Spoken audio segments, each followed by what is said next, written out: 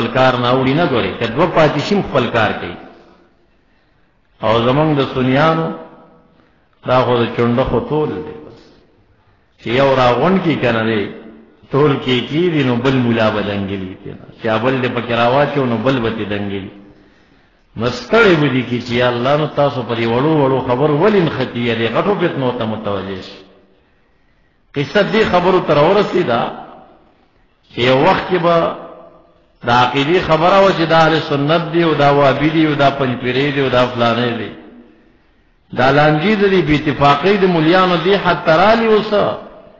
چې نن سبا اوس په دې سره نښتي دي چې ته د فلاني پیر صاحب مرید یې او ته د فلاني پیر صاحب مرید یې او بس ته زما دشمن یې ځکه زما د پیر صاحب مرید نه یې دا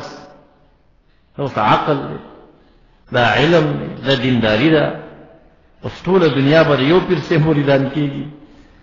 نو زه خو وایم چې د سره مرید دی نه یې خو اهل سنت دی خپل ورور دی سینې پورې جوخ کا د هغه سختۍ ته ودرېږه هغه سره اتفاق اتحاد اعلان کا په دربارونو جنگ خو نه دي پکار کنه چې ترغیب ورکوا خپل پیر صاحب ته د هر چا نه ډېره عقیده ساته ته به کمال ته رسېږي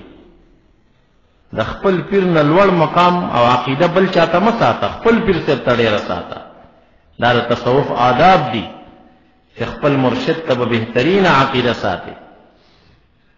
خو په خوله باندې به میدانونو کې اعلانونه پرې نه کوې ځکه چې ته په خوله باندې اعلانونه ور باندې کوې د خپل پیر صاحب په کمالاتو هغلته به مجلس کې د بل پیر مریدان ناست یا به خفه شوي زما پیر صاحب یاد او زما په پیر صاحب یې رد وکړه او به خفه شي دننه زړګي کې د خپل مرشد نه فوق پاړو څوک ګڼمه دا څه عیب نه دی عقیده ورته بهترینه ساته ته به مقام ته رسېږي خدا خو مقصد نه چې د نورو اولیاو بېدبي در نه وشي که نه د نورو دربارونو سپکاوی در نه وشي دا یهودیان څه وو دا خو د ټولو پیغمبرانو منکر نه وو که نه خپل وسلم د شان نه منکر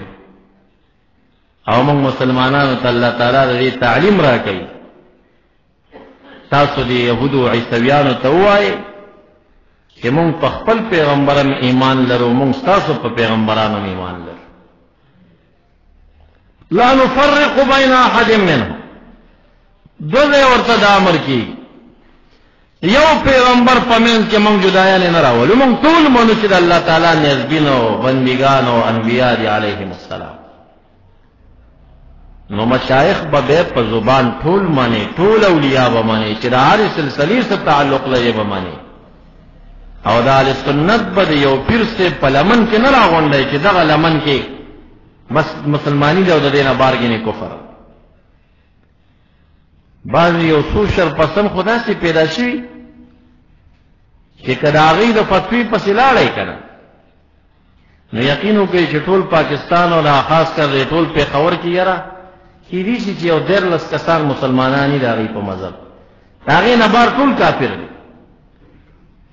پشمار یو دوه درې دلته یو دوه درې بل ځای دوه درې بل ځای را پیدا شوي دي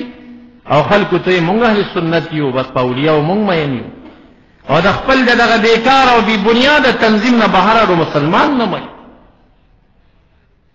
عام فکر عام نظر عقیده د اهل سنت دایرونه دي که د هر طریقت سره تعلق لري که وابستګي د طریقت نه خوشبین د طریقت یا هغه اهل سنت امام غزالی رحمت الله علیه فرمایي لیکي وی د تصوف دا مقامات او د الله د دوستۍ دا مقامات چې دي هغه سړی چې هغه په دننه زړه کې د اولیاو حال تسلیموي چې اولیاء الله شته دي او دوی ته الله مقام ورکوي او دوی ته انوار او حال راځي وی دغه چې زړه کې ومنل دا په خپل هم د ولایت یو مقام دی وی دته هم الله تعالی د ولایت یو مقام ورکوي نور خو مقامات دي د ولایت پوړی دي هغه سړی محروم دی چې هغه د اولیاءو د حال منکر وي او منی نه دا خبره چې اولیاء د فراست خاوندان دي د کرامت خاوندان دي د الله تعالی خواص بندګان دي او خلکو ذهن کې دا چې بس الله ولی المؤمنین او ټول مسلمانان اولیاء دي که نه او چې بسر سړی ګوري د خدای ولی دلته راشه او د الله ولی ته څنګه یې دا د اولیاءو د ګستاخۍ او د بېادبۍ لپاره د الفاظ استعمالېږي ترڅو د خلکو ذهن کې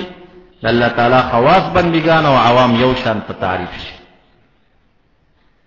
نو معززو دغه عبد الله بن سبا چې التکلا روک د خپل 12 مرګرو ته به سویل اوس مو زمان